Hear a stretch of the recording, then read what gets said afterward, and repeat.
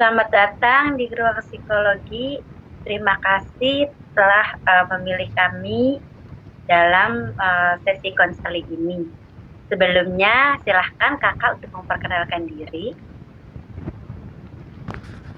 Baik, perkenalkan nama saya Muhammad Iksan Ubaidillah.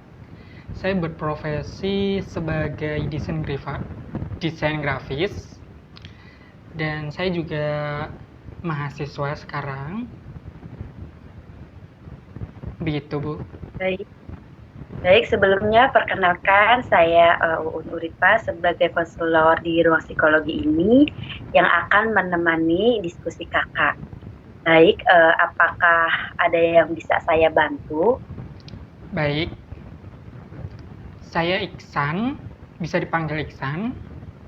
Saya memiliki keluhan atau hambatan untuk mengelola sosial media yang juga berkaitan untuk menemukan inspirasi atau target market dari yang berhubungan atau yang relevan gitu ya dengan pekerjaan saya. Jadi saya merasa ada hambatan nih atau ada distraksi untuk menemukan inspirasi atau menemukan target pasar yang jelas. Jadi saya terhambat oleh ketergantungan sosial media, baik distraksi untuk merasa terhibur atau menemukan keseriusan dalam menemukan ide konten.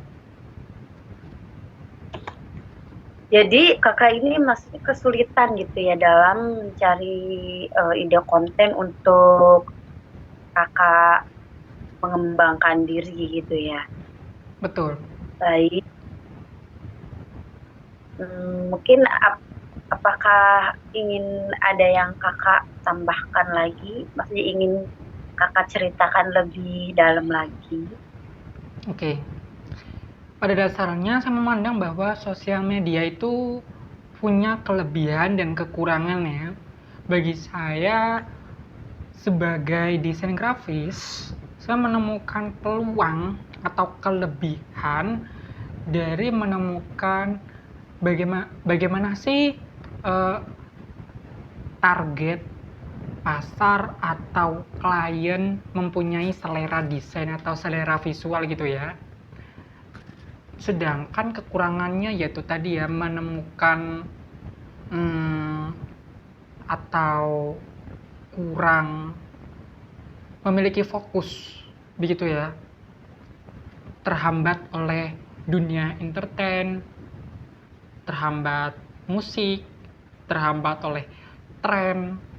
Jadi harus mengklarifikasi nih satu-satu gitu ya, dari topik per topik untuk menemukan apa sih yang sesuai dengan inspirasi saya, apa sih yang sesuai dengan target market saya itu. Baik. Jadi intinya kakak ini ya masih bingung, masih bimbang gitu dalam menentukan target pasar atau audiens yang ingin kakak capai karena banyaknya mungkin distraksi dari entertain dan sebagainya gitu ya. Betul. Nah dan dengan apa yang kakak rasakan itu, menurut kakak apa sih alternatif yang kakak pikirkan, menurut kakak itu seperti apa? Oke. Bagi saya kan multitasking itu kan sebenarnya adalah ilusi ya, atau hambatan tersendiri. Tidak ada tuh ceritanya mungkin kita bisa menyelesaikan tugas secara bersamaan gitu ya. Mungkin kita bisa menyelesaikan tugas mungkin dalam beberapa fase, beberapa tahap, tidak bisa menyelesaikan satu secara bersamaan. Apa ada hambatan dari segi fasilitas, sumber daya yang dimiliki, atau mungkin kapasitas pengetahuan yang kurang dipahami gitu ya bagi diri sendiri. Bagaimana cara saya untuk mengevaluasi hambatan distraksi sosial media untuk menemukan inspirasi dari tujuan saya mencari inspirasi itu sendiri ya, yaitu dengan berkumpul atau bertanya dengan komunitas sesama desain grafis, melakukan tanya jawab gitu ya. Apa sih hal spesifik dari tren desain yang mungkin banyak disukai gitu ya, atau apa sih target market yang besar atau berpotensi pada tren-tren akhir-akhir ini gitu ya, begitu sih. Baik. Nah, berarti kakak kan setelah kayak menurut kakak nih alternatifnya dengan berkumpul dengan komunitas desain grafis gitu kan. Nah, menurut kakak nih gitu, kadang kakak setuju nggak sih dengan kayak apa sih namanya pilihan mereka, maksudnya dalam artian saran dari mereka tuh sepenuhnya kakak terapin nggak, atau kayak ya udah jadi masukan aja tapi kakak tetap menjalankan sesuai dengan yang kakak mau seperti itu bisa diceritakan. Ya mungkin tergantung itu sih ya, tergantung setiap desainer kan mempunyai ciri khas desainnya sendiri ya. Jadi saya anggaplah mungkin di suatu komunitas itu juga mempunyai style atau kepentingan desain yang berbeda.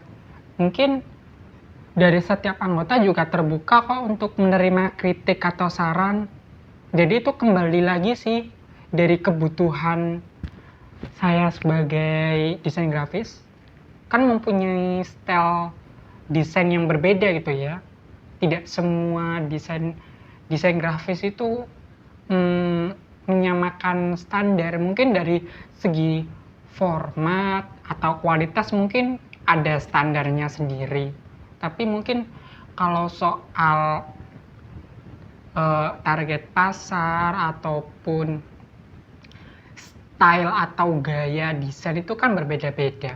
Jadi mungkin saya mengamati secara sendiri atau mengevaluasi sendiri, kritik ataupun saran juga sesuai kebutuhan, atau meskipun itu kritiknya tajam ataupun kritiknya tidak sesuai dengan saya, yaitu kembali lagi mungkin dari saya sendiri.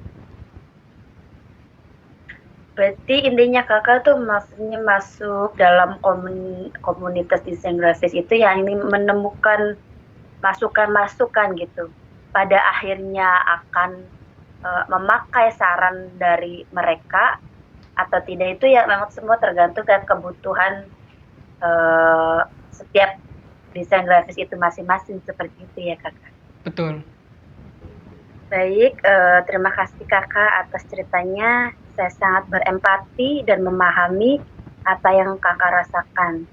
Memang di zaman sekarang yang penuh keterbukaan informasi, mungkin membuat kita bisa jadi kayak ya cemas itu langkah apa yang akan nanti diambil. Gitu. Baik, saya mengerti dan berempati.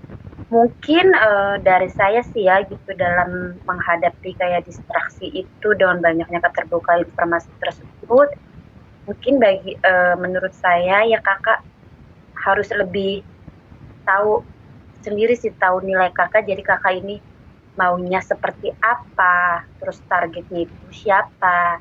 Jadi intinya boleh juga kayak memang ikut komunitas gitu untuk mencari apa namanya, mencari masukan gitu.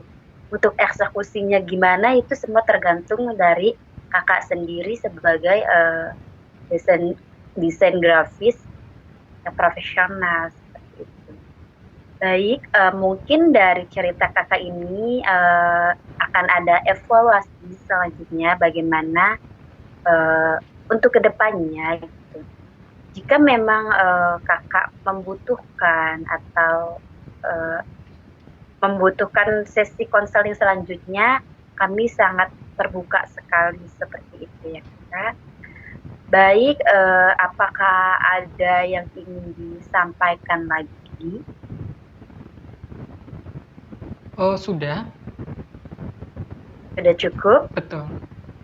Cukup. Baik, terima kasih Kakak sudah berkonsultasi atau berdiskusi ke kami. Saya berharap ya semoga apapun yang nanti jalannya Kakak pilih itu adalah yang terbaik. Terima kasih. Terima Sukses kasih. selalu. Selamat malam. Selamat malam.